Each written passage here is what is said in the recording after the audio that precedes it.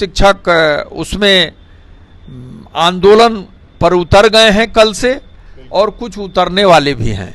वे तैयारी कर रहे हैं और वे आपसी भेदभाव भुलाकर सारे संगठन की दीवार को छोड़ के और एक राज्य स्तर की बड़ी आंदोलन की तैयारी में महापंचायत बुलाने के लिए, शिक्षकों की समस्याओं के समाधान के लिए वे तैयारी कर रहे हैं। पूरे भारतवर्ष में शिक्षकों की नियुक्ति, स्थानांतरण और पदस्थापन का जो मानदंड कायम किया है वो पूरे हिंदुस्तान में आज़ादी के बाद इतनी शुद्धता के साथ, इतनी पवित्रता के साथ, इतनी सटीकता के साथ आज तक नहीं हुआ था। हम लोगों से भी उन लोगों ने संपर्क किया है। हम लोग हमारे कुछ मित्र आदरणीय नवल जी और संजीव बाबू ने उप मुख्यमंत्री से श्री सम्राट चौधरी जी से वार्ता किया है। उन्होंने कुछ आश्वासन भी दिया है। पुनः आज मैं शाम को मैंने समय मांगा है, 11 बजे के आसपास उप मुख्यमंत्री जी हमें समय देने का वादा किए हैं। अगर समय देंगे तो वित्त अनुदानित जो शिक्षक हैं उनकी समस्याओं के बारे में अपने मित्र एमएलसीज के साथ मैं जाके और उनसे शाम को आज वार्ता करूंगा। और हम भी शिक्षक ये बात नहीं कह सकता है कि हमारे पदस्थापन में, हमारे स्थानांतरण में या हमें जो म्यूचुअल ट्रांसफ़र हुए उसमें किसी तरह की उसको परेशानी हुई, ये कि वे शायद ये चाहते हैं, उनसे हमारी बात नहीं हुई है, बाकी मैं ये मान के चलता हूँ कि वे चाहते हैं कि एक कोई उम्मीदवार अगर 2 जगह 3 जगह है तो उन जगहों पर वो एक जगह वो योगदान दें और अन्य जगहों पर जो नए उसी में उस मेधा सूची के जो नीचे के लोग हैं उनको नियुक्ति पत्र दिया जाए। उनकी अगर कोई उपेक्षित लोग है तो वे वित्तरहित अनुदानित शिक्षक हैं। 7-8 साल का उनका अनुदान भी बाकी है। प्रबंधन के स्तर पर भी उनके साथ जो न्याय मिलना चाहिए वो नहीं मिल रहा है। और सरकार ने अभी बड़ी उदारता पूर्वक हर क्षेत्र में जो अल्प वेतन भोगी लोग थे उनके वेतन को बढ़ाने का काम, उनके मानदेय को बढ़ाने का काम सरकार ने किया है।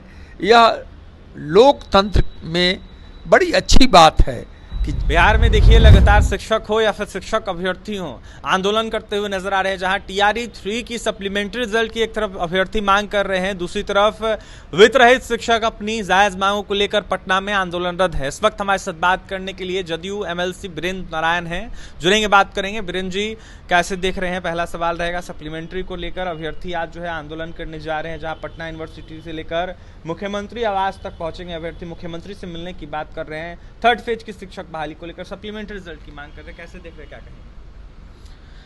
देखिए, बिहार सरकार ने तो पूरे भारतवर्ष में शिक्षकों की नियुक्ति, स्थानांतरण और पदस्थापन का जो मानदंड कायम किया है वो पूरे हिंदुस्तान में आज़ादी के बाद इतनी शुद्धता के साथ, इतनी पवित्रता के साथ, इतनी सटीकता के साथ आज तक नहीं हुआ था।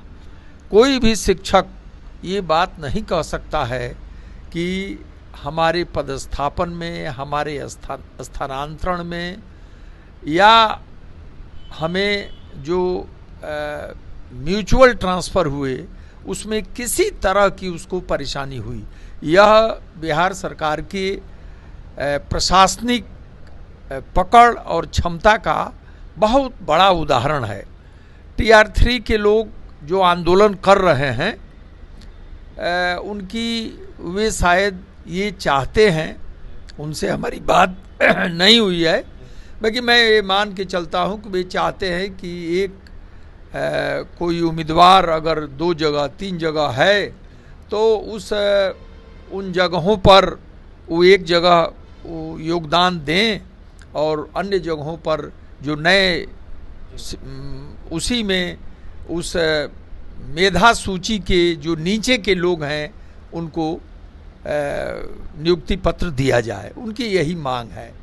हम लोग भी इन बातों को समझ के शिक्षा मंत्री से और उप मुख्यमंत्री और माननीय मुख्यमंत्री से वार्ता करेंगे। यह हम लोगों के दिमाग में बात है। वित्तरहित शिक्षक सबसे ज़्यादा अगर कोई उपेक्षित लोग है तो वे वित्तरहित अनुदानित शिक्षक हैं।